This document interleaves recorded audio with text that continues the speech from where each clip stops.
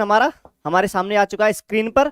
क्या लिखा है कि लिखना सिखाने से पूर्व बालकों को चित्रकला सिखाना चाहिए क्योंकि अक्षर भी चित्र हैं।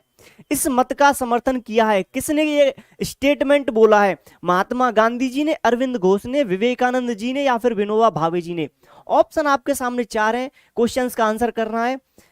क्वेश्चन कह रहा है हमसे कि लिखना सिखाने से पहले बालकों को क्या सिखाना चाहिए? चित्रकला सिखाना चाहिए क्योंकि अक्षर भी क्या है? एक चित्र है। पहले क्वेश्चन का आंसर करना है।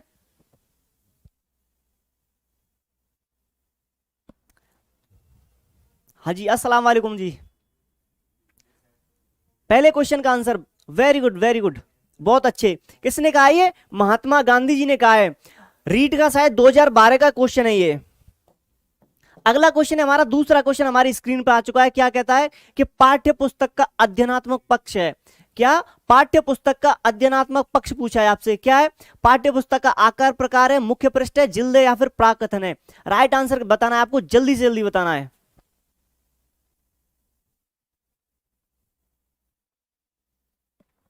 पाठ्य पुस्तक का अध्ययनात्मक पक्ष, अध्ययनात्मक पक्ष को शायद आप समझ रहे होंगे। वेरी गुड, हाँ जी, गांधी जी है, गांधी जी है उसका आंसर, गांधी जी है, बिल्कुल सही बिल्कुल सही। सर्दी नहीं लग रही स्टूडियो में? गर्मी रहती है थोड़ी सी, सर्दी नहीं है।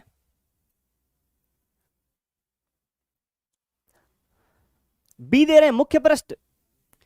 बी तो नहीं होगा, किताब का जो मुख्य पृष्ठ होता है क्या वो अध्ययनात्मक पक्ष होता है? वेरी गुड, जो डी आंसर कर रहे हैं ना, डी देने वाले, प्राकथन, बहुत सही है वो, बहुत वेरी गुड। अगला क्वेश्चन है हमारा, तीसरा क्वेश्चन क्या कहता है? सत्र की समाप्ति पर किया जाने वाला जो मूल्यांकन होता है उसे क्या कहते हैं? नियोजनात्मक मूल्यांकन होता है, निर्माणात्मक मूल्यांकन होता है, निदानात्मक मूल्यांकन होता है, या फिर संकलनात्मक मूल्यांकन होता है? ऑप्शन आपके सामने चार हैं। सत्र की समाप्ति पर पूछ रहा है, सत्र की समाप्ति पर किया जाने वाला मूल्यांकन क्या कहलाता है? नियोजनात्मक, निर्माणात्मक, निदानात्मक और संकलनात्मक। आंसर देना है आपको। क्वेश्चन नंबर 3,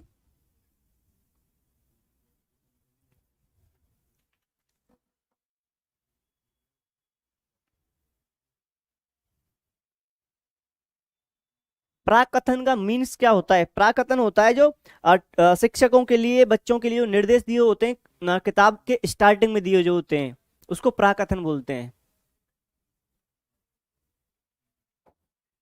अगला तीसरा क्वेश्चन, तीसरे का क्या आंसर कर रहे हैं? निदानात्मक मूल्यांकन। सत्र की समाप्ति पर, इंग्लिश में इसको समेटिव बोलते हैं, समेटिव बोलते हैं इसको। राहुल सर का, राहुल सर की तबीयत अभी ठीक नहीं है भाई। विपिन जी जल्दी ही होंगे वो आपके सामने, चिंता ना करें, तनाव में ना आए। जो डी आंसर कर रहे हैं संकलनात्मक मूल्यांकन, वो सही है, डी आंसर देने वाले सही हैं।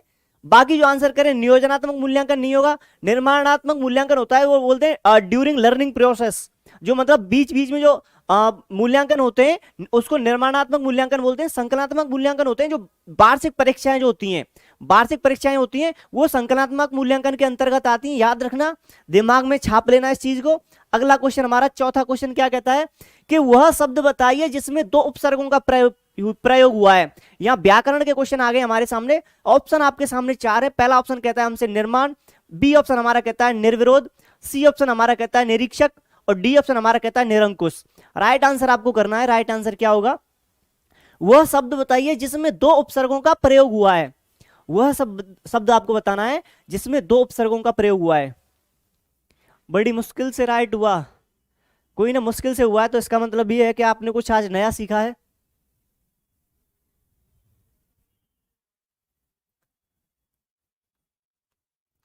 क्वेश्चन नंबर 4, 4 का आंसर कुछ का गलत भी आ रहा है, कुछ का सही भी आ रहा है।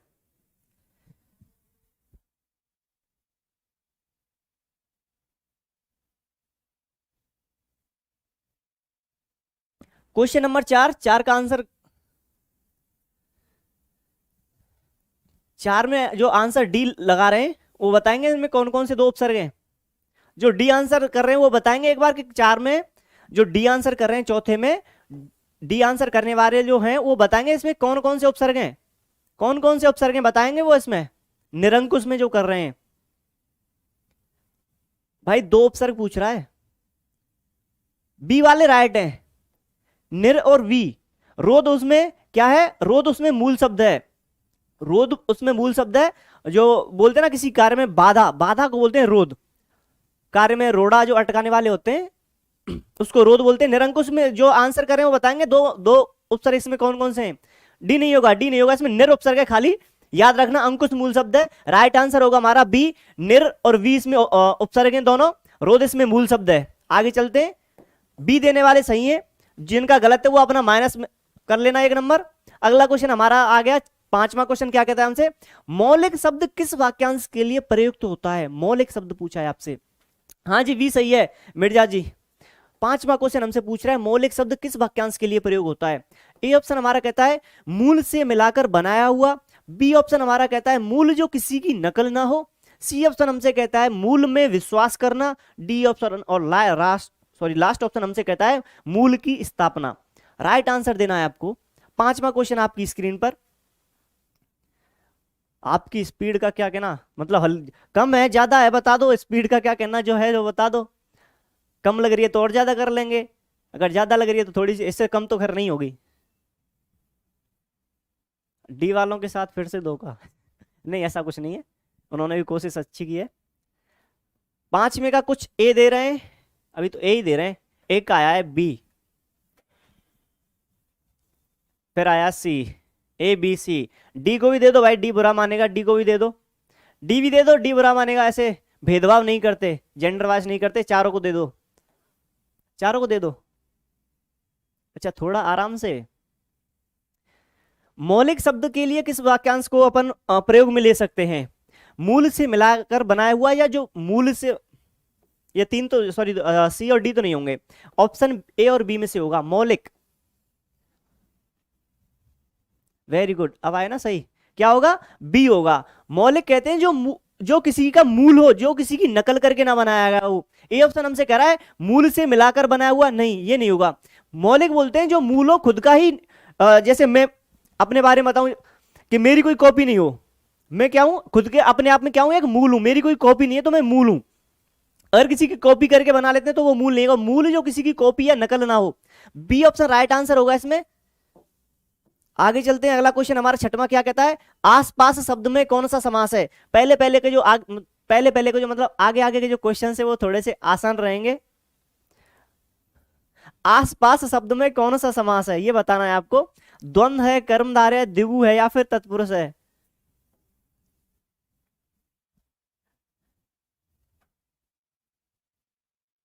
हाँ ए और बी कंफ्यूज वाले थे, हाँ बिल्कुल कंफ्यूज वाले थे, तभी तो लेके आए।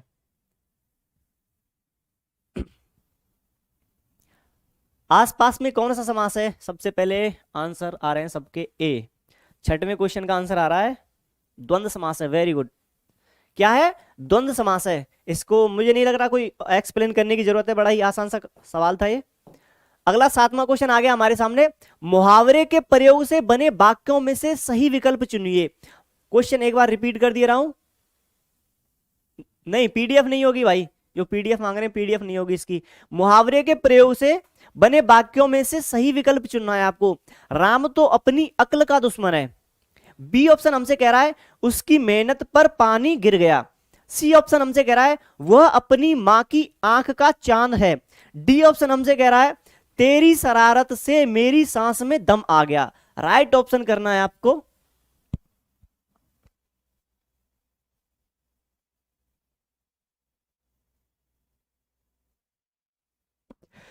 क्वेश्चन नंबर 6वां, सॉरी 7वां क्वेश्चन आ गया, 6वां नहीं 7वां क्वेश्चन है। वेरी गुड वेरी गुड, जो ए आंसर कर रहे हैं वो सही है। राम तो अपनी अक्ल का क्या है, दुश्मन है। मुहावरों का याद रखना, जो शब्द मुहावरे में होता है वही प्रयोग में लाया जाता है, उसका कोई अन्य पर्यायवाची शब्द जो होता है उसका प्रयोग में नहीं लाया जाता। जैसे पानी गिर गया, पानी फिर गया आता है, आंख का क्या है, चांद है,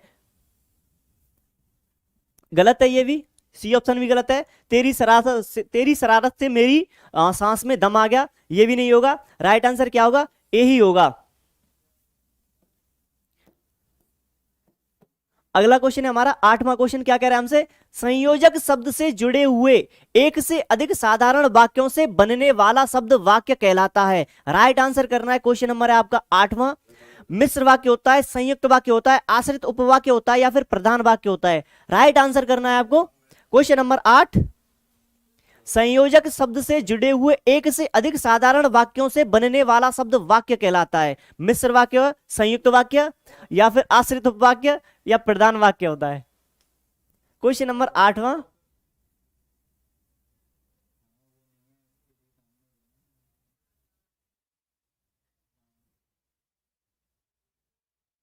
आठ का बी दे रहे हैं और ए दे रहे हैं। देख लो क्या कह रहा है। संयोजक शब्द और एक से क्या हो, अधिक साधारण वाक्य।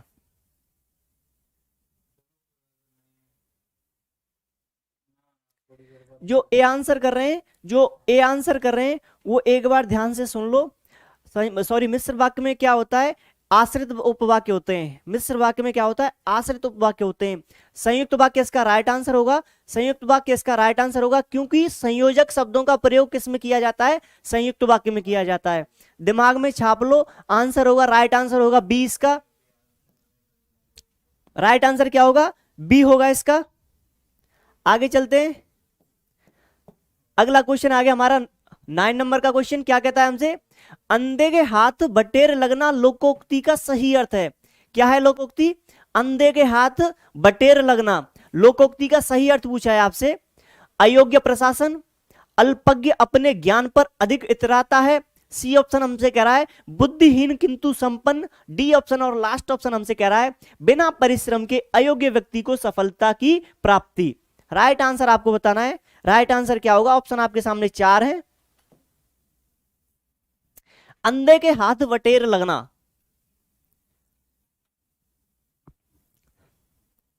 9 का एक तरफा जवाब आ रहा है डी।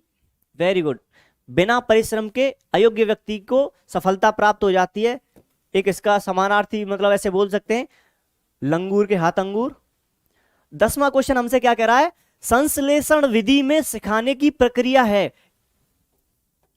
संश्लेषण विधि में सिखाने की प्रक्रिया है वर्ण शब्द वाक्य, शब्द वर्ण वाक्य, वाक्य शब्द और वर्ण, शब्द वाक्य और वर्ण।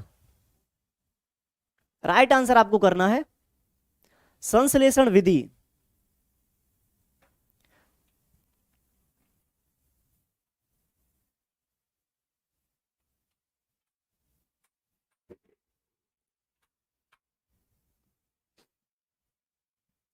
क्वेश्चन नंबर 10वां, 10वें का राइट आंसर करना है। 10 का ए आ रहा है, वेरी गुड, और 10 का सी भी आ रहा है।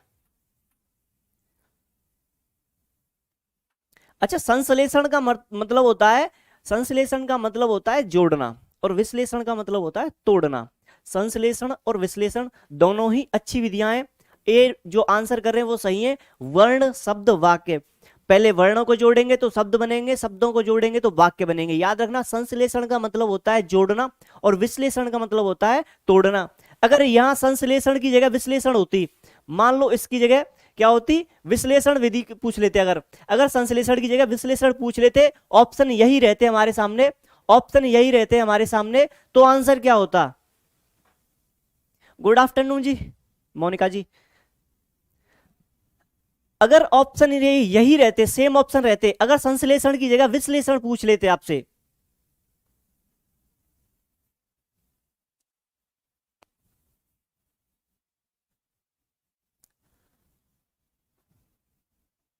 वेरी गुड, तब आंसर क्या होता? तब आंसर बिल्कुल इसका अपोजिट हो जाता, उल्टा हो जाता, वाक्य शब्द और वर्ण। याद रखना, संश्लेषण का मतलब होता है जोड़ना और विश्लेषण का मतलब होता है तोड़ना। सिंपल सी बात है, दिमाग में छाप लो इस चीज को। संश्लेषण बोल रहा है तो मतलब जोड़ने की बात कर रहा है, विश्लेषण करने की बात कर रहा है तो तोड़ने की बात कर रहा है। आगे चलते हैं, शिक्षण विधियों में बहुत काम आएंगी ये बातें। अगला क्वेश्चन है हमारा 11वां क्वेश्चन। क्या कह रहा है? गद्य शिक्षण में शब्दार्थ स्पष्ट करने की विधि है। गद्य शिक्षण में, किसमें? गद्य शिक्षण में शब्दार्थ स्पष्ट करने की विधि कौन सी है? प्रश्न उत्तर विधि है, व्यास विधि है, उद्बोधन विधि है, या फिर खंडान्वय विधि है? व्याकरण भी है विपिन जी, तनाव में बताओ।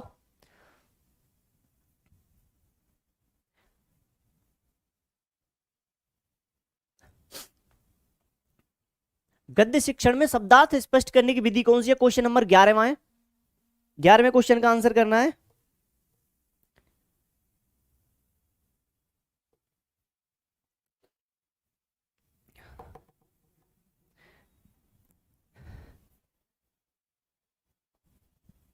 ग्यारह का डी देने वाले गलत हैं।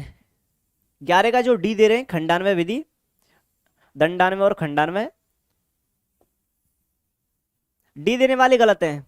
डी देने वाले गलत हैं। डी देने वाले गलत हैं। गद्य शिक्षण की पूछ रहा है भाई, वो गद्य शिक्षण में, गद्य शिक्षण की पूछ रहा है आपसे। ये रट्टे हुए आंसर मत दिया करो। सर क्वेश्चन 30 कराओगे? 30 नहीं, ज्यादा होंगे जी। 1 घंटे में जितने क्वेश्चन हो जाएंगे उतने कर लेंगे। क्या कौन सी विधि होगी? उद्बोधन विधि होगी, याद रखना, उद्बोधन विधि होगी। और कमेंट बॉक्स में जरूर जाके बताएं कि खंडान्वय और दंडान्वय विधि कौन से शिक्षण में काम में आती हैं। अगला क्वेश्चन हमारा 12वां क्वेश्चन।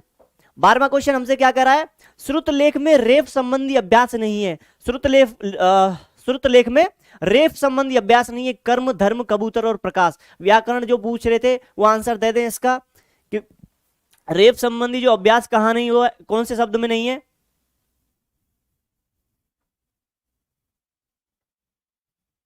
अच्छा, एक्सप्लेन कर दें? बिल्कुल कर देंगे, चिंता ना करो। रेफ संबंधी अभ्यास कहां नहीं किया जा रहा है, इसमें कौन से शब्दों में नहीं किया जा रहा है वो बताना है आपको।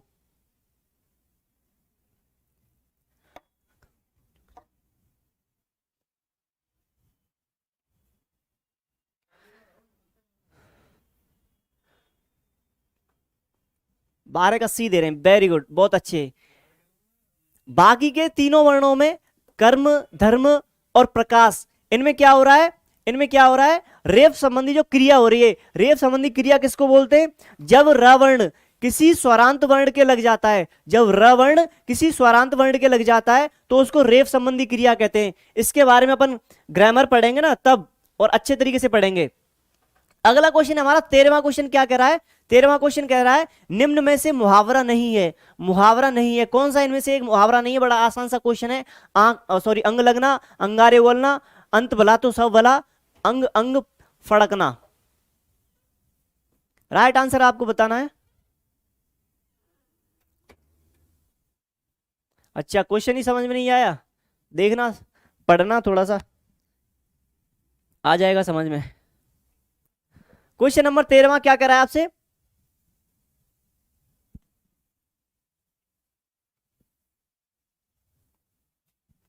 क्वेश्चन नंबर 13 का आंसर करना है।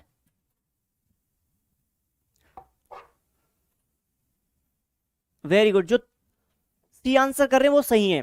मुहावरों की एक बहुत आसान सी पहचान होती है। मुहावरों का जो अंत होता है वो ना वर्ण पे जाके होता है। तो देख सकते हैं, अंग लगना, अंगारे उगलना, अंत भला तो सब भला, इसमें ना वर्ण पे इसकी समाप्ति नहीं हो रही है। इसी से अपन पता कर सकते थे अंग अंग फड़कना। बाकी के पहला भी मुहावरा है, दूसरा भी मुहावरा है, तीसरा भी मुहावरा है। मुहावरा कौन सा नहीं है? सॉरी, तीसरा मुहावरा नहीं है, चौथा भी मुहावरा है। अगला क्वेश्चन हमारा क्या कह रहा है? 14वां क्वेश्चन। शायद आज रोशनी गुल हो जाए और सिनेमा ना हो। वाक्य का भेद होगा, संकेतवाचक होगा, विधानवाचक होगा, इच्छाबोधक होगा या फिर संदेहवाचक होगा। जल्दी जल्दी चलेंगे, अभी अपन क्वेश्चन रह जाते हैं फिर। क्वेश्चन नंबर है 14वां। 14वें का आंसर करना है आपको, राइट आंसर। 14वें क्वेश्चन का राइट आंसर करना है आपको, क्या होगा?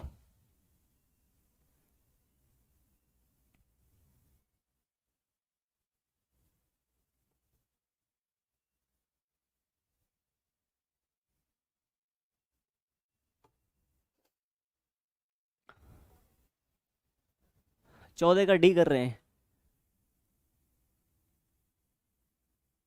संदेहवाचक। वेरी गुड, बहुत अच्छे। शायद क्या है? शायद आज रोशनी गुल हो जाए और सिनेमा ना हो। संदेह, संदेहवाचक जो शब्द होते हैं उनमें आता है शायद। शायद से अपन अंदाजा लगा सकते थे कि संदेह की भावना, यहाँ संकेत है नहीं, विधानवाचक है नहीं, इच्छा इसमें मिल नहीं रही है, तो सीधी सी बात है ऑप्शन नंबर डी क्या होगा? राइट आंसर होगा हमारा। अगला क्वेश्चन हमारा क्या कह रहा है? 15वां क्वेश्चन। निम्न में से कौन सा उत्तर अव्यय के भेदों से असंगत है? असंगत पूछा है, संगत नहीं पूछा, याद रखना। जो जल्दी जल्दी पढ़ते हैं कहीं असंगत को संगत पढ़ लें वो। हाँ, डी राइट आंसर है, नेहा सिंह जी। निम्न में से कौन सा उत्तर अव्यय के भेदों से असंगत है? क्रिया विशेषण अव्यय, विसर्ग बोधक अव्यय, संबंध बोधक अव्यय, समुच्चय बोधक अव्यय। आसान सा ये क्वेश्चन रहेगा, बहुत ही आसान क्वेश्चन रहेगा ये।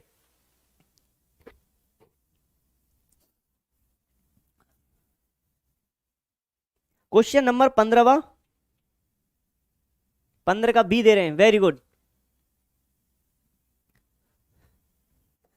कौन सा? विसर्ग बोधक अव्यय। ऐसा आपने भी नहीं पढ़ा, हमने भी नहीं पढ़ा। अगला क्वेश्चन हमारा क्या कह रहा है? नर्सरी तथा प्राथमिक स्तर पर कविता शिक्षण की सर्वश्रेष्ठ प्रणाली है गीत तथा नाट्य प्रणाली, शब्दार्थ कथन प्रणाली, प्रश्नोत्तर तथा खंडान्वय प्रणाली, व्याख्या प्रणाली। व्याख्या तो होगी नहीं साहब, व्याख्या आपको भी पता है उच्च स्तर पर पढ़ाई जाती है। प्राथमिक और नर्सरी स्तर पर पूछ रहा है, कौन सी होगी? 1 मिनट में आंसर दे दो, फिर चलते हैं आगे। आसान सा ये क्वेश्चन है। क्वेश्चन नंबर 16वां, 16वां क्वेश्चन राइट आंसर करना है आपको।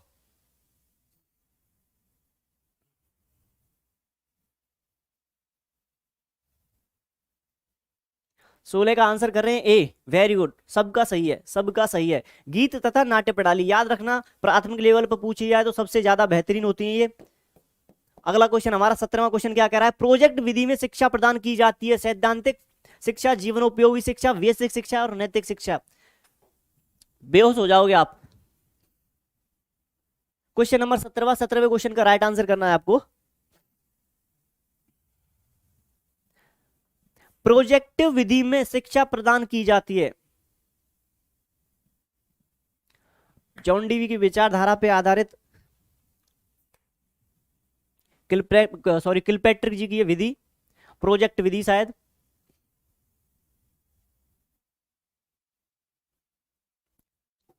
ए कर रहे हैं सैद्धांतिक शिक्षा।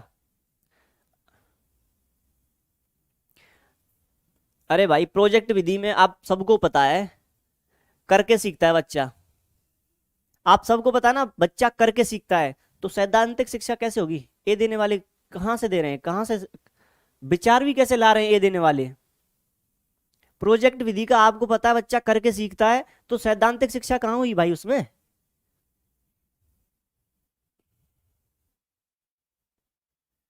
बच्चा करके सीख रहा है तो वहां सैद्धांतिक शिक्षा कहां से दे रहे हैं आप आंसर?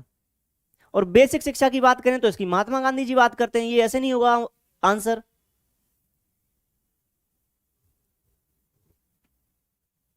सी जो आंसर कर रहे हैं भाई वो महात्मा गांधी जी की शिक्षा है। प्रोजेक्ट विधि किसकी है आपको अच्छी तरीके से पता है। अगर बात होती है महात्मा गांधी जी की होती तो बेसिक शिक्षा शिक्षा लगा देते आराम से।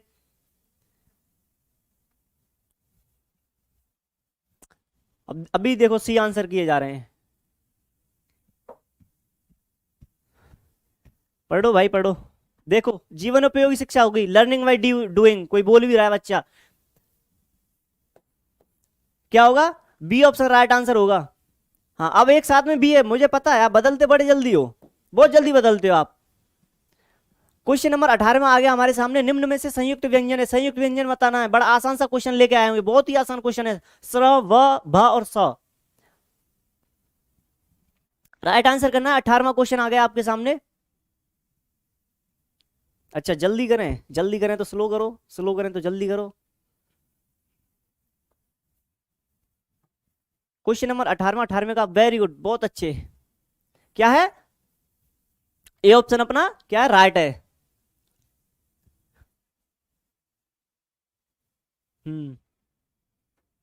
शाबाश। अगला क्वेश्चन हमारे सामने है, अउपसर्ग। अउपसर्ग है, आचरण में है, अहिंसा में है, अंतरराष्ट्रीय में, अनुसार में है। राइट आंसर बताना है। इसको थोड़ा सा देख लेना, पढ़ लेना अच्छे से, तब आंसर करना है इसका। अगर इसका भी किसी ने गलत आंसर किया ना बिना पढ़े। हाँ जी गुड आफ्टरनून जी सोना जी। क्वेश्चन नंबर 19वां, अउपसर्ग पूछा है आपसे। कौन सा? आचरण में है, अहिंसा में है, अंतरराष्ट्रीय में है या अनुसार में है?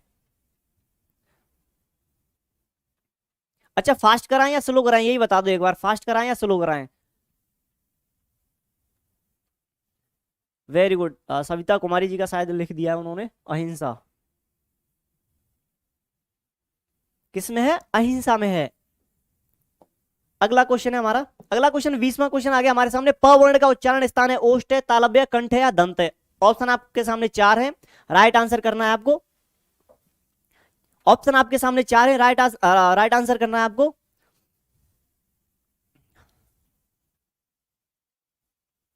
पवर्ण का उच्चारण स्थान है, ओष्ठ है, तालव्य, कंठ है और दंत है।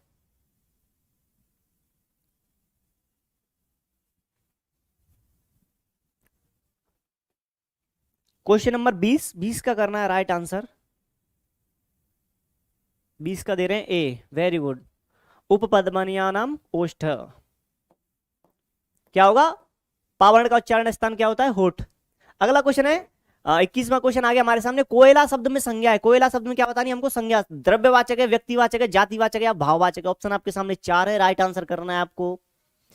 कोयला शब्द, कोयला शब्द पिछली 3 क्लासों से मैं लगातार क्वेश्चन लेके आ रहा हूं संज्ञा के, और इसी संज्ञा के लेके आ रहा हूं। क्वेश्चन नंबर 21वां आ गया आपके सामने, 21 का आंसर करना है आपको।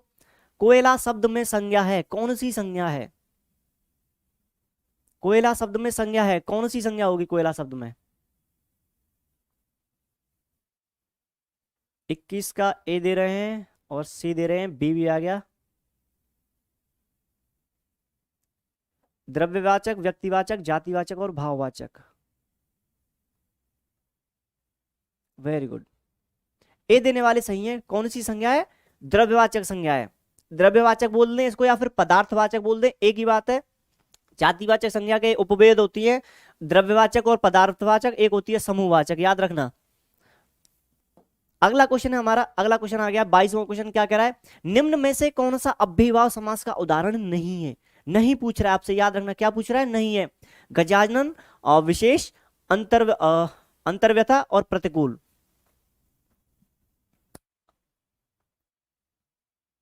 निम्न में से कौन सा अव्ययीभाव समास का उदाहरण नहीं है? गजानन, विशेष, अंतर्व्यथा और प्रतिकूल। अव्ययीभाव समास का आपको अच्छी तरीके से पता है, उपसर्ग का प्रयोग किया जाता है या फिर आवृत्ति होती है उसमें शब्दों की। इसमें तो वैसे आसान सा है, ऊपर ही ऊपर पहला पहला ऑप्शन। पहला पहला मेरा मतलब वो मदर टंग में आती ना, कौन सी देसी भाषा, उसका प्रभाव है ज्यादा। तनाव में ना पहला पहला का मतलब होता है फर्स्ट फर्स्ट नंबर, सबसे पहले जो आता है। गजानन क्या है? बहुब्रीहि समास होगा। विशेष भी कौन सा है? अव्ययीभाव समास है। अंतर्व्यथा भी क्या है? अव्ययीभाव समास में आएगा। और प्रतिकूल भी क्या है? अव्ययीभाव समास में आएगा। राइट आंसर क्या होगा हमारा? ए ऑप्शन होगा। 23वां क्वेश्चन हमारे सामने आ गया। क्या कह रहा है? सिवा, सिवा का पर्यायवाची नहीं है। कुछ बच्चे हो जाएंगे बेहोश इसमें। सिवा का पर्यायवाची नहीं है पार्वती, शैलसुता, गिरिजा और सरस्वती। हाँ, गजानन बहुब्रीहि है भाई, गजानन क्या है? बहुब्रीहि है। सिवा का पर्यायवाची नहीं है। क्वेश्चन नंबर 23वां हमारे सामने है।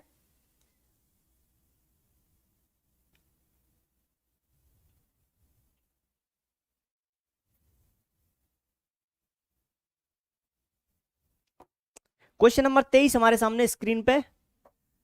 23 का आंसर क्या कर रहे हैं? Saraswati, very good. मैं सोचा था बेहोश हो जाएंगे आप।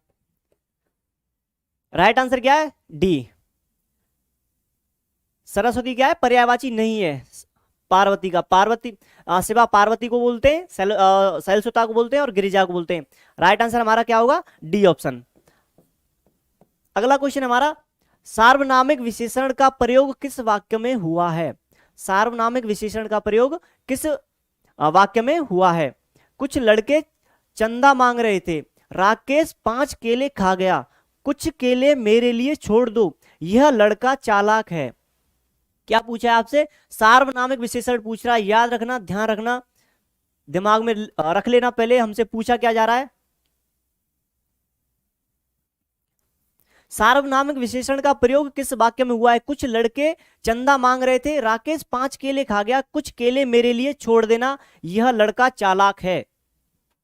क्वेश्चन नंबर 24, 24 का करना है आपको राइट आंसर। वेरी गुड, यह लड़का चालाक है, यह लड़का चालाक है। डी ऑप्शन राइट आंसर होगा। अगला क्वेश्चन है हमारा 25वां क्वेश्चन। क्या कह रहा है? व्याकरण की दृष्टि से अविकारी अव्यय शब्द बताना है आपको। व्याकरण की दृष्टि से अविकारी अव्यय शब्द बताना है आपको। महापुरुष है, विद्वान है, सचमुच है, या फिर इनमें से कोई नहीं। इनमें से कोई नहीं को हटा दो, ये आंसर नहीं होगा हमारा। व्याकरण की दृष्टि से अविकारी शब्द है महापुरुष, विद्वान और सचमुच। क्वेश्चन नंबर 25, हाँ, यह लड़का चालाक है, वो राइट आंसर होगा। वेरी गुड, वेरी गुड, बहुत अच्छे। व्याकरण की दृष्टि से अविकारी या अव्यय शब्द है? महापुरुष, विद्वान, सचमुच।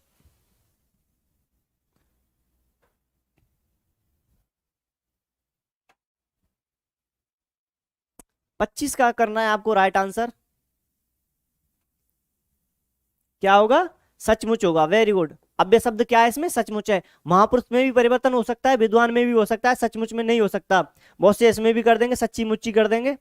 अगला क्वेश्चन हमारा 26वां क्वेश्चन क्या कह रहा है? जो स्त्री सूर्य भी नहीं देख पाती उसे क्या कहते हैं? जो स्त्री सूर्य भी नहीं देख पाती, ऐसूर्य देखा, ऐसूर्य पश्या, अंधी या फिर अनुडा। ऑप्शन आपके सामने चार हैं, बहुत आसान सा क्वेश्चन है ये।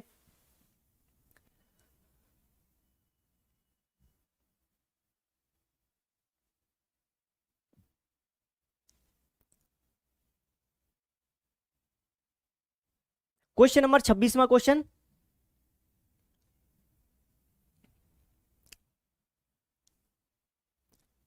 Very good. क्या कर रहे हैं? ऐसूर्य पश्या। बहुत अच्छे। अगला क्वेश्चन है हमारा, गुदड़ी के लाल। गुदड़ी के लाल मुहावरे का अर्थ है, गुदड़ी के लाल मुहावरे का अर्थ है तुच्छ स्थान में नगण्य वस्तु, गरीबी में भी प्रतिभावान होना, तुच्छ स्थान का बहुमूल्य न होना, साधुओं के पास धनाभाव न होना। ऑप्शन आपके सामने चार है, राइट आंसर करना है। हाँ, असूर्य पश्या होगा उसका आंसर।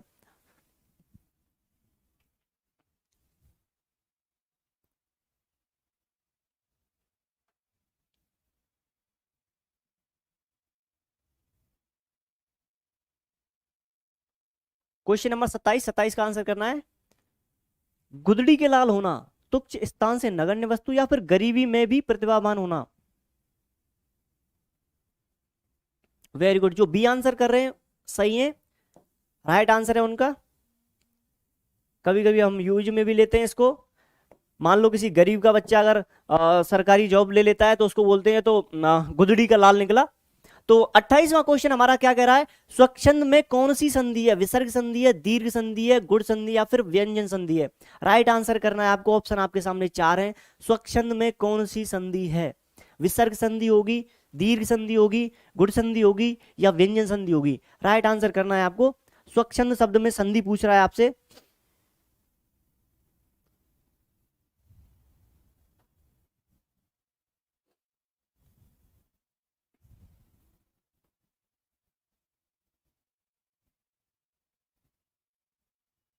कौन सी संधि होगी? व्यंजन संधि होगी। Very good.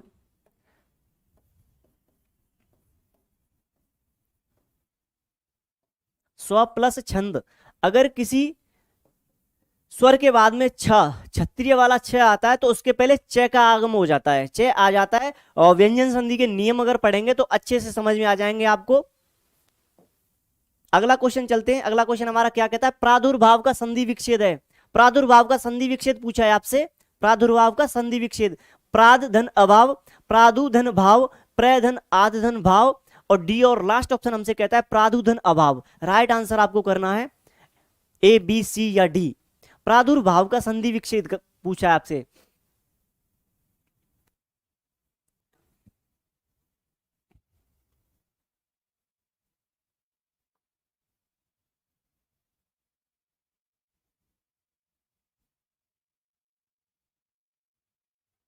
हाँ, सबने पलटी मार ली। अब देखो इसमें भी पलटी मारेंगे, कुछ तो इसमें भी पलटी मारेंगे अभी। सी कर रहे हैं और डी कर रहे हैं। 29 का सी और डी, सी और डी, ए बी सब आंसर आ रहे हैं। क्या पूछ रहा है? प्रादुर्भाव का संधि विच्छेद है प्रादे धन अभाव, प्रादु धन भाव, प्र धन आद धन भाव और प्रादु धन अभाव। अब जो डी आंसर कर रहे हैं, जो डी आंसर कर रहे हैं वो एक बार सोचना, जो डी आंसर कर रहे हैं वो एक बार सोचना। प्रादु और अ दोनों का योग हो रहा है, संधि हो रही है इस जगह पे, और यहां आगम किसका हो रहा है? रे का। कहां से आ रहा है भाई? कहां से आ जाएगा? देखो एक बार इधर। हाँ, बी देने वाले सही है, बी देने वाले सही है, बी राइट आंसर बिल्कुल सही है। और ये देखो सी आंसर करने वाले कहां से कर रहे हो भाई? ऊपर देख लो, प्रादुर्भाव, रे का आगम हो रहा है, बी देने वाले सही है। थोड़ा सा ज्ञान तो लगा लिया करो, याद देख लिया करो यार थोड़ा सा। क्वेश्चन नंबर 30, आगा पीछा में कौन सा समास है? आगा पीछा में कौन सा समास है? द्वंद्व समास है, द्विगु समास है, तत्पुरुष समास है या बहुब्रीहि समास है? कौन सा समास है आगा पीछा में? हाँ, ये किसने दिया था पता नहीं।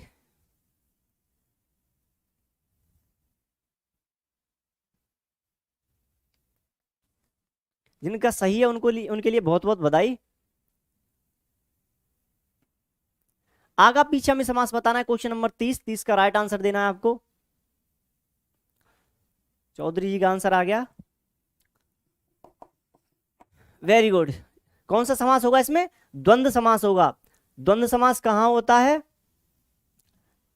योजक चिन्ह होता है वहां द्वंद्व समास होता है। मैंने योजक चिन्ह इसमें लगा हुआ था वो मैंने हटा दिया, आगा पीछा कर दिया। आगे चलते हैं। जरूरी नहीं है योजक चिन्ह होता है वहां होता ही है, कुछ शब्द ऐसे भी आते हैं जहां नहीं भी होता है। अधलिखा शब्द में उपसर्ग है। अधलिखा शब्द में उपसर्ग बताना है आपको। अध है, अ है, अति है या फिर खिला है। सॉरी, अधखिला, अधलिखा नहीं, अधखिला शब्द है वो। हाँ, द्वंद्व समास होगा भाई वहां। अधखिला शब्द में उपसर्ग पूछा है आपसे। अध है, आ है या फिर अति है या खिला है। आसान सा क्वेश्चन है ये, 31वां क्वेश्चन। राइट आंसर दे दो।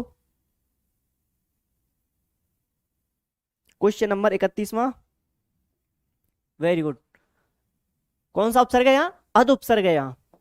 अगला क्वेश्चन देखते हैं हमारा 32वां क्वेश्चन क्या कह रहा है? जाह्नवी का पर्यायवाची शब्द है। जाह्नवी का पर्यायवाची संसार है, जानने वाली है, सुरसरी है या फिर जहन्नुम है।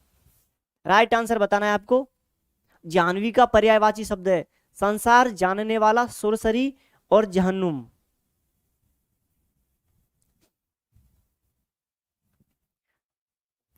जाह्नवी का पर्यायवाची शब्द,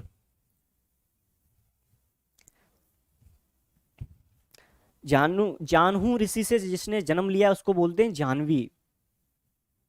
सी आंसर कर रहे हैं, वेरी गुड। किसको बोलते हैं? गंगा। सुरसरी जो आंसर कर रहे हैं वो सही है। गंगा को बोलते हैं जाह्नवी क्योंकि उन्होंने जन्म लिया था जाह्नवी ऋषि से। अगला क्वेश्चन हमारा 33वां क्वेश्चन क्या कह रहा है? वाक्य के अवयव हैं विधेय, उद्देश्य, अव दोनों या इनमें से कोई नहीं। इनमें से कोई नहीं को हटा लो, इनमें से कोई नहीं नहीं होगा। ऑप्शन 3 बच रहे हैं आपके सामने। ऑप्शन 3 बच रहे हैं आपके सामने। वाक्य के अवयव हैं विधेय, उद्देश्य, अ और व दोनों। क्वेश्चन नंबर 33वां क्वेश्चन का राइट आंसर करना, वेरी गुड। सी आंसर आया किसी का, चौधरी जी का शायद है वो। विधेय और उद्देश्य दोनों ही वाक्य के अवयव होते हैं, याद रखना। अगला क्वेश्चन है 34वां क्वेश्चन। व्याकरण शिक्षण पाठ के प्रकार होते हैं। व्याकरण शिक्षण पाठ के प्रकार होते हैं औपचारिक व्याकरण पाठ, व्यावहारिक व्याकरण पाठ, प्रासंगिक व्याकरण पाठ और उपयुक्त सभी। राइट आंसर बताना है आपको। इनमें से व्याकरण शिक्षण के पाठ के प्रकार हैं, कौन कौन से प्रकार होते हैं? औपचारिक व्याकरण, व्यावहारिक व्याकरण, प्रासंगिक व्याकरण और उपयुक्त सभी। Question number 34। क्वेश्चन नंबर 34 का आंसर करना है। 33 हो गया भाई, 33 हो गया। सर एक बार बेसिक ग्रामर करवा, हाँ करवा देंगे जी, चिंता ना करो, तनाव में ना हो, सब करवाएंगे। हाँ बहुत इजी क्वेश्चन है, आज के थोड़े से इजी क्वेश्चन है, मुझे भी लग रहा है। कल देखते हैं कैसे इजी मिलते हैं आपको। व्याकरण शिक्षण पाठ के प्रकार हैं। क्वेश्चन नंबर 34 का जो आंसर कर रहे हैं डी वो सही है। औपचारिक व्याकरण भी होती है, व्यावहारिक व्याकरण और प्रासंगिक व्याकरण, याद रखना। अच्छा ये किसने कहा? एक स्टेटमेंट है शायद कि बच्चा जब पैदा होता है तो एक ग्रामर सीखता है, शायद ग्रामर के साथ में पैदा होता है। नॉन चॉम्स्की ने बोला, शायद मैं भी बता देता हूं कि जेसोरेटिव ग्रामर थ्योरी के साथ में बच्चा पैदा होता है, याद रखना। अगला क्वेश्चन है 35 नंबर का क्वेश्चन आ गया। सांप छछूंदर की गति होना, मुहावरे का अर्थ है सांप छछूंदर की गति होना। शायद रिपीट भी हो गया लगता है मुझे ये क्वेश्चन का, जो मतलब मुहावरे का अर्थ पूछा है आपसे। दुविधा की स्थिति, बहुत श्रम के बाद नगण्य उपलब्धि होना या फिर न आगे बढ़ना न पीछे होना, एक दूसरे के जानी दुश्मन होना। राइट आंसर बताना है आपको। रिपीट नहीं है क्वेश्चन, नया ही क्वेश्चन है, रिपीट नहीं है। हाँ नॉन चॉम्स्की है जी, नॉन चॉम्स्की है कि बच्चा जब पैदा होता है तो एक जेसोरेटिव ग्रामर थ्योरी बोलते हैं। शायद काफी टाइम हो गया मैंने रिवीजन नहीं किया तो हल्का सा शायद स्लिप हो रहा है ये चीज।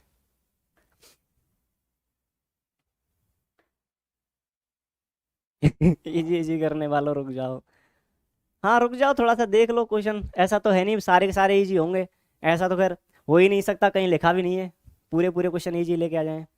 सांप छछूंदर की गति होना, 35 का आंसर कर रहे हैं कुछ लोग, डी कर रहे हैं। वाह क्या बात है। एक दूसरे के जानी दुश्मन होना, भाई मैं तो मुझे लगा था ये क्वेश्चन थोड़ा सा आसान रहेगा। ये देखो डी कर रहे हैं, सांप छछूंदर की गति होना। अरे कोई राइट आंसर भी बता दो। हाँ ये संजय कुमार जी का राइट आंसर आया ए, सांप छछूंदर की गति होना, दुविधा की स्थिति में होना, एक दूसरे का दुश्मन होना, ये नहीं होगा। मुहावरे पढ़ लेना आप लोग, तीनों ही गलत हैं ये, बी सी और डी।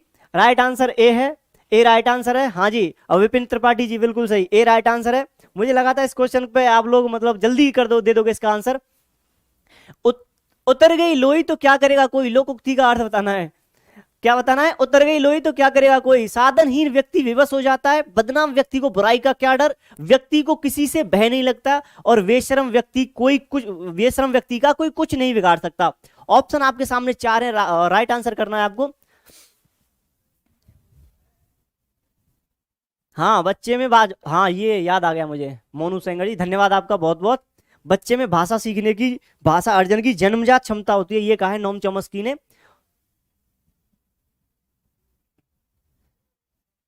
क्वेश्चन नंबर 36 का आंसर करना है आपका। क्या होगा राइट आंसर 36 का? एक कैसे होगा, एक मुहावरे पढ़ लेना, सांप छछूंदर की गति होना। ए में क्या? हाँ बिल्कुल सही है, ए ही होगा उसका आंसर, ए ही होगा। 36 का आंसर करना है आपको। उतर गई लोई तो क्या करेगा कोई,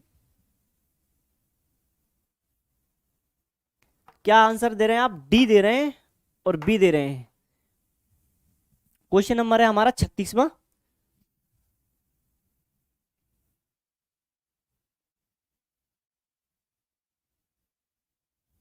डी नहीं होगा भाई, बी वाले सही हैं। बदनाम व्यक्ति को बुराई का क्या डर, उतर गई लोई तो क्या करेगा कोई, बदनाम व्यक्ति होता है उसको बुराई से कोई डर नहीं लगता, कोई चाहे उसकी कितनी भी बुराई कर लो। हमारे आसपास भी रहते हैं ऐसे लोग जिनकी कोई कुछ भी बोल लो, कितनी भी बुराई कर लो, उनको कुछ फर्क नहीं पड़ता है। मतलब बेशर्म व्यक्ति को आप कुछ भी बोल लो, उसको कुछ फर्क नहीं पड़ेगा। बी देने वाले सही है, बी देने वाले सही है। बदनाम व्यक्ति की बुराई करने, बदनाम व्यक्ति को जो बुराई से क्या डर, कोई डर नहीं रहता उसको। अगला क्वेश्चन देखते हैं हम। अगला क्वेश्चन क्या है हमारा 37वां क्वेश्चन। उपत्यका से तात्पर्य, बड़ा आसान सा क्वेश्चन है भाई, ये बड़ा आसान, बहुत ही आसान। छत, पहाड़, गहरी खाई और पहाड़ के नीचे की समतल भूमि। राइट आंसर करना है आपको। ऑप्शन आपके सामने 4 है, ऑप्शन आपके सामने 4 है। हाँ चालान चालान कट गया डी वालों का, लाइसेंस नहीं था उनके पास। उपत्यका से तात्पर्य, क्वेश्चन नंबर 37 आ गया आपके सामने। 37 का डी, वेरी गुड। विशाल जी का सबसे पहले आंसर आया है। पहाड़ के नीचे की समतल भूमि को हम क्या कहते हैं? उपत्यका कहते हैं। याद रखना, छाप लेना, सितारा बिंदु लगा लो इसको। बहुत ही क्वेश्चंस आ चुका है एग्जाम्स में, ये बहुत ही एग्जाम में ये क्वेश्चन आ चुका है। अधिगम संबंधी कठिनाइयों और कमियों के स्वरूप का निर्धारण करना कहलाता है उपचार, निदान, त्रुटि और विचार। अधिगम संबंधी कठिनाइयों और कमियों के स्वरूप का निर्धारण करना उपचार कहलाता है, निदान कहलाता है, त्रुटि कहलाता है या विचार कहलाता है। अब ये 2 ऑप्शन तो आप हटा दो, 2 नहीं होंगे, ए और बी 2 ही ऑप्शन है आपके सामने, ए और बी, ए और बी 2 ऑप्शन है आपके सामने। क्वेश्चन नंबर है 38, क्वेश्चन नंबर 38 का आंसर करना है आपको। अधिगम संबंधी कठिनाइयों और कमियों के स्वरूप का निर्धारण करना कहलाता है, क्या कहते हैं? हाँ अब छप गया ना, ऐसे ही छाप लिया करो दिमाग में। वेरी गुड, किसी का ए आंसर तो नहीं आया, सबका बी आया ना। Very good. क्या कहलाता है? निदान कहलाता है। अधिगम संबंधी कठिनाइयों के बारे में हम पता लगाते हैं, उसको बोलते हैं निदान, और उसका अगर ट्रीटमेंट करते हैं, उपचार करते हैं, तो उसको बोलते हैं उपचार। याद रखना। अगला क्वेश्चन है हमारा, औरस का विलोम है। औरस का विलोम क्या होगा? वीरस होगा, नीरस होगा, दत्तक होगा या फिर सगा होगा? औरस का विलोम शब्द होगा वीरस, नीरस, दत्तक और सगा। क्वेश्चन नंबर 39, 39 का आंसर करना है। औरस, औरस का विलोम क्या होगा? हाँ उपचार बीमारी का किया जाता है, बीमारी का पता लगाना होता है, उसको निदान बोलते हैं। वेरी गुड, बहुत अच्छे।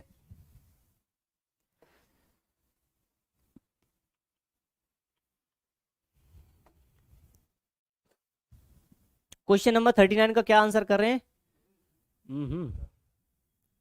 39 का बी कर रहे हो आप लोग, बी क्यों होगा भाई? औरस का नीरस, 39 का डी सगा।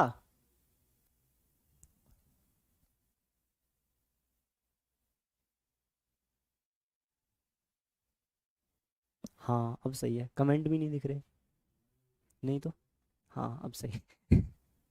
औरस का विलोम क्या होगा? औरस का विलोम होगा भाई दत्तक। औरस का विलोम पूछा है, जो सगा कर रहा था भाई, औरस को तो सगाई बोलते हैं। औरस का क्या होगा? सावास। नीरस नहीं होगा, समानार्थी से लग रहे होंगे आपको, मतलब औरस और नीरस, लेकिन ऐसा नहीं है। औरस बोलते हैं माता से प्राप्त संतान, जो सगी संतान हो, और दत्तक बोलते हैं उसका विलोम हो जाता है बिल्कुल। I think but not sure. बी नहीं होगा भाई, सी आंसर होगा इसका, याद रखना, दिमाग में छाप लेना इसको भी। अगला क्वेश्चन हमारा 40वां क्वेश्चन, लग रहा है जिनको मतलब आसान आसान से क्वेश्चन लग रहे होंगे, दिमाग में थोड़ी बहुत हलचल मिली होगी इनके। होत्रकार का संधि विच्छेद, होत्रकार, होत्रकार का संधि विच्छेद पूछा है आपसे। होत धन उपकार, होम धन उपकार, होत्री धन कार और होत्री धन रिकार। राइट आंसर देना है। हाँ सभी भेड़ चाल चल रहे थे।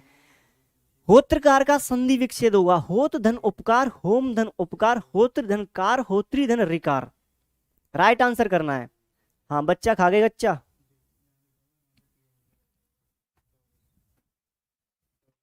हाँ दत्तक होगा, के एम प्रीति जी।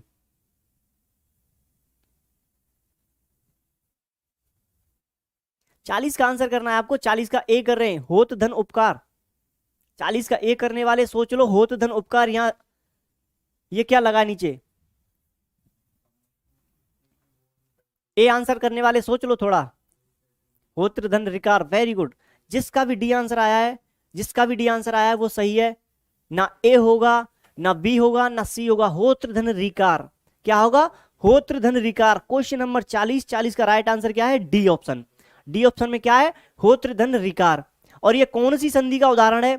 कौन सी संधि का उदाहरण है ये एक बार कमेंट बॉक्स में करके बता दो, संधि का नाम लिख के बता दो। तब तक मैं चलता हूं अगले क्वेश्चन की तरफ। अगला क्वेश्चन हमारा 41वां क्वेश्चन क्या कह रहा है? 41वां क्वेश्चन हमसे, सुनक शब्द किसका पर्यायवाची है?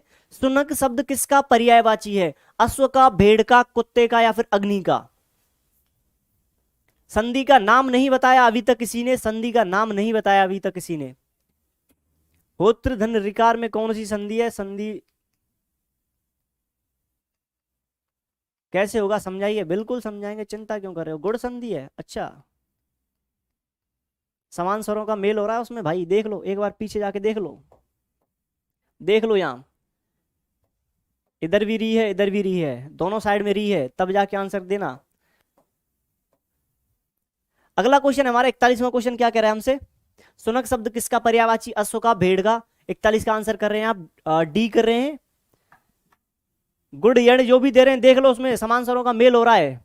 अब समान स्वरों का मेल कौन सी संधि में होता है आप आराम से समझ लोगे, और अब भी नहीं समझ पाओ। सुनक शब्द किसका पर्यायवाची है? 41वें क्वेश्चन का आंसर कोई कर रहा है? सुनक किसे बोलते हैं? कुत्ते को बोलते हैं, याद रखना। कुत्ते को क्या बोलते हैं? सुनक बोलते हैं। घोड़े को नहीं बोलते, भेड़ को नहीं बोलते, और अग्नि को भी नहीं बोलते। किसको बोलते हैं? कुत्ते को बोलते हैं। कुत्ते का पर्यायवाची क्या है? सुनक है। आगे अगला क्वेश्चन हमारा 42वां क्वेश्चन, हाँ दीर्घ संधि है, वेरी गुड। वर्णों के उस समूह को जिससे कोई निश्चित अर्थ निकलता हो कहा जाता है। शब्द, वर्ण, वाक्य समूह और वक्तव्य। इस क्वेश्चन पे फंसेंगे कुछ लोग, गारंटी के साथ कुछ लोग फंसेंगे। आसान सा क्वेश्चन था, उसमें होत्रकार में कोई ऐसा रॉकेट साइंस लगाने की जरूरत नहीं थी। अगर संधि विच्छेद भी दिया हुआ था, आपकी आंखों के सामने था, बस देखना था आपको कि मेल कौन सी जगह हो रहा है, कौन कौन से वर्णों का हो रहा है, बड़े आराम से उसका आंसर कर देते। 42वां क्वेश्चन, 42वें क्वेश्चन का आंसर करना है आपको। राइट आंसर क्या होगा?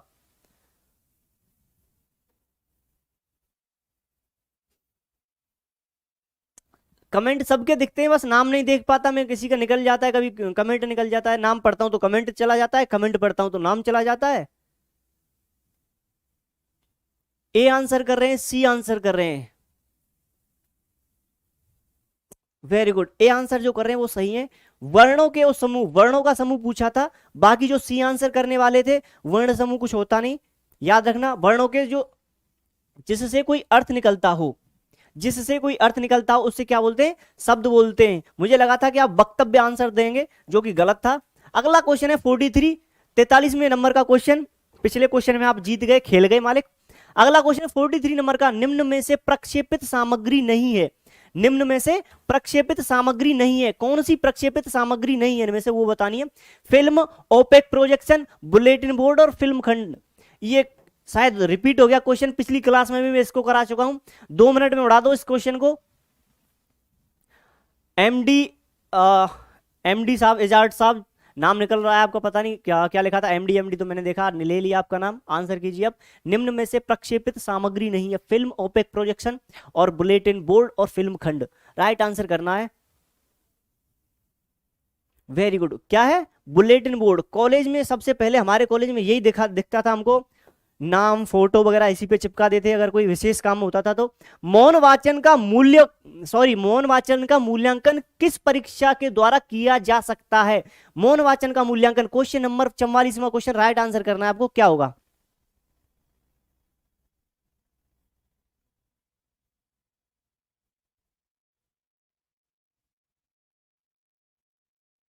चवालीसवें क्वेश्चन का राइट आंसर करना है आपको। क्या होगा 44वां क्वेश्चन? Question number 44। 44 का सी कर रहे हैं। मौन वाचन, अरे ये तो इतना आसान सा क्वेश्चन है भाई। मौन वाचन का मूल्यांकन किस परीक्षा के द्वारा किया जा सकता है? रिक्त स्थान की पूर्ति के द्वारा नहीं कर सकते क्या अपन? कर सकते हैं, बिल्कुल कर सकते हैं। रिक्त स्थान की पूर्ति करने के लिए क्या कोई बोलने की जरूरत थोड़ी ना। सत्यासत्य के द्वारा नहीं कर सकते, बिल्कुल कर सकते हैं। हाँ और ना में जवाब दे सकते हैं। कुछ स्टेटमेंट आ गया, क्या ये सही है? सही है तो हाँ, नहीं है तो ना। बहुविकल्पीय परीक्षा के द्वारा कर सकते हैं, बिल्कुल कर सकते हैं। तो राइट आंसर क्या होगा? डी, सरकारी ऑप्शन, उपर्युक्त सभी, इनमें से सभी। राइट आंसर क्या होगा? इनमें से सभी, मतलब ये तीनों। अगला क्वेश्चन हमारा, अगला क्वेश्चन क्या कह रहा है? 45वां क्वेश्चन क्या कहता है हमसे? निम्न में से क्रिया विशेषण उपवाक्य है। मेरे पास एक गुड़िया है जो नाचती है। बी ऑप्शन हमसे कह रहा है मेरी इच्छा है कि मैं एक उपन्यास लिखूं। मैं एक उपन्यास लिखूं, यहां देख लेना, लिखूं। अगला क्वेश्चन है जब बारिश हो रही थी तब मैं घर में था। और उसे लास्ट क्वेश्चन है अपना, कविता ने कहा कि आज महाविद्यालय में अवकाश है। राइट आंसर करना निम्न में से क्रिया विशेषण उपवाक्य। क्रिया विशेषण उपवाक्य आपसे पूछ रहा है। मेरे पास एक गुड़िया है जो नाचती है। मेरी इच्छा है कि मैं एक उपन्यास लिखूं। जब बारिश हो रही थी तब मैं घर में था। कविता ने कहा कि आज महाविद्यालय में अवकाश है। राइट आंसर करना है आपको। क्वेश्चन नंबर 45वां, क्रिया विशेषण उपवाक्य बताना है आपको। 45 का आंसर करना है आपको। 45 का आंसर क्या कर रहे हैं आप? ए कर रहे हैं। ए, क्रिया विशेषण उपवाक्य। सी किसका आया है?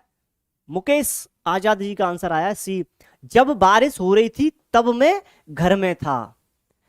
सितारा बिंदु लगा लेना, स्क्रीनशॉट ले लेना, आराम से डिस्कस करना इस क्वेश्चन पे। जब बारिश हो रही थी तब मैं कहां था? घर में था। क्रिया विशेषण उपवाक्य याद रखना। अगला क्वेश्चन है हमारा 46वां क्वेश्चन। क्या कह रहा है? पाठ योजना में प्रस्तावना प्रश्न पूछे जाते हैं छात्रों में।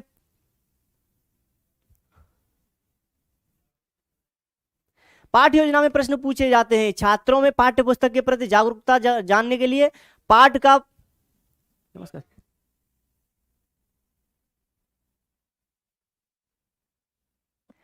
हाँ जी, क्वेश्चन नंबर 46 आ गया है हमारे सामने। छात्रों में पाठ्य पुस्तक के प्रति जागरूकता जगाने के लिए। और बी ऑप्शन हमारा कहता है पाठ का पूर्व ज्ञान से संबंध स्थापित करने के लिए, पाठ के संबंध में नई जानकारी देने के संबंध में। और डी ऑप्शन, लास्ट ऑप्शन हमारा हमसे क्या कहता है कि छात्रों की उपलब्धि का स्तर जानने के लिए। थोड़ा जल्दी करेंगे भाई, 50 क्वेश्चन कर लेंगे बस। पाठ योजना में प्रस्तावना प्रश्न पूछे जाते हैं किसके लिए? पाठ, बी ऑप्शन राइट आंसर होगा, पाठ का पूर्व ज्ञान से संबंध स्थापित करने के लिए। और शायद बी ही दे रहे हैं आप लोग। वेरी गुड, वेरी गुड, बहुत अच्छे। अगला क्वेश्चन हमारा 47वां क्वेश्चन आ गया। क्या है? आदिकाल के लिए वीरगाथा काल नाम किसने प्रस्तावित किया था? साहित्य के यूपी टेट स्पेशल ये क्वेश्चन। डॉक्टर रामकुमार वर्मा जी ने, महापंडित राहुल सांकृत्यायन जी ने, आचार्य रामकृष्ण शुक्ल जी ने, आचार्य हजारी प्रसाद द्विवेदी जी ने। वीरगाथा काल, आदिकाल के लिए वीरगाथा काल नाम किसने प्रस्तावित किया था? राइट आंसर बताना है आपको। 47 नंबर का, 47 का आंसर करना है आपको। 47 का आंसर करना है। 47, क्वेश्चन नंबर 47।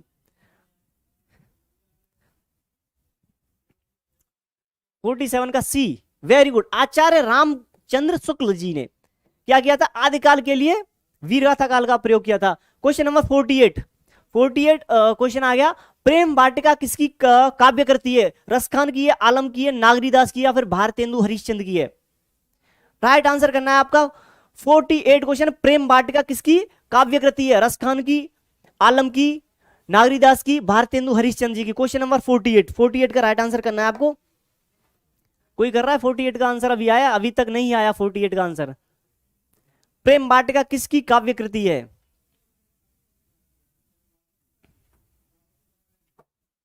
वेरी गुड, किसकी है? रसखान जी की है। किसकी है? रसखान जी की है।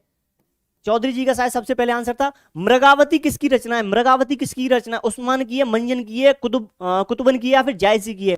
राइट आंसर करना है, मृगावती किसकी रचना है? हाँ, रसखान है उसका आंसर, रसखान है जी, बिल्कुल सही, वेरी गुड। मृगावती किसकी रचना है? उस्मान जी की है, मंजन की है, कुतुबन की है, या फिर जायसी जी की है? क्वेश्चन नंबर 49 का राइट आंसर देखते हैं कौन करता है सबसे पहले। 49 का आंसर अभी नहीं आया।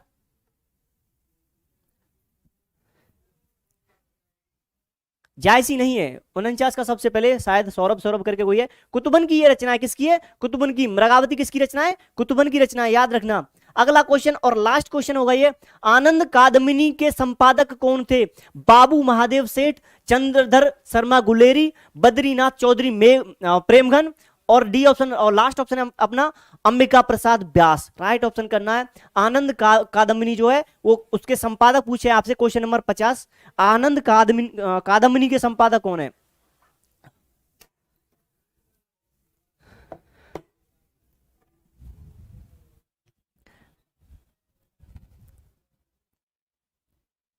उनचास 50 का क्या आंसर आ रहा है? बी, चंद्रधर शर्मा गुलेरी। नहीं, विशाल चौधरी जी का सही आंसर आया है, बद्री नारायण चौधरी प्रेमगंज की यह रचना है।